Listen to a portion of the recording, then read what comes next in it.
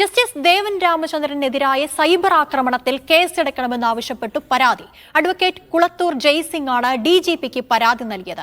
അനധികൃത ഫ്ലെക്സ് ബോർഡുകൾക്കെതിരായ ഹൈക്കോടതി ഉത്തരവിന്റെ പേരിലായിരുന്നു സൈബർ ആക്രമണം. വിവരങ്ങളുമായി SS ശരൺ ചേർന്നു. ശരൺ, എന്തെല്ലാമാണ് പ്രധാനമായും ഈ പരാതിയിൽ വ്യക്തമാവുന്നത്? അതായത് ഒരു പ്രത്യേക അന്വേഷണ സംഘത്തിന് രൂപം നൽകണം. അങ്ങനെ അന്വേഷണ സംഘത്തിന് രൂപം നൽകിക്കൊണ്ട് ഈ സൈബർ ആക്രമണങ്ങൾക്ക് തടയിടണം. ഒപ്പം തന്നെ ഈ വിഷയത്തിൽ കേസ് എടുത്ത് അന്വേഷിക്കണം തുടങ്ങിയ ആവശ്യങ്ങളാണ് ഈ പരാതിയിൽ ഉന്നയിച്ചിരിക്കുന്നത്.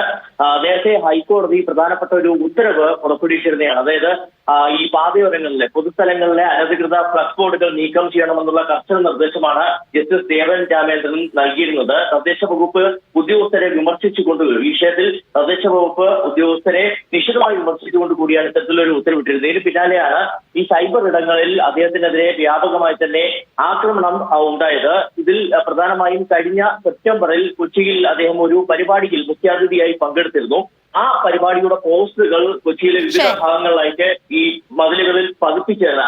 ആ പോസ്റ്ററുകൾ കൂടി ചൂണ്ടിക്കാട്ടിക്കൊണ്ടുള്ള ആക്രമണമാണ് ഇന്ന് അദ്ദേഹത്തിനെതിരെ ഉയർന്നത്. ഇതിലാണ് ഇപ്പോൾ കേസെടുക്കണമെന്ന് ആവശ്യപ്പെട്ടുകൊണ്ട് പരാതി DGPക്ക് നൽകിയിരിക്കുന്നത്. ശരി, വിവരങ്ങൾ നൽകിയത് SS ശരണായിരുന്നു.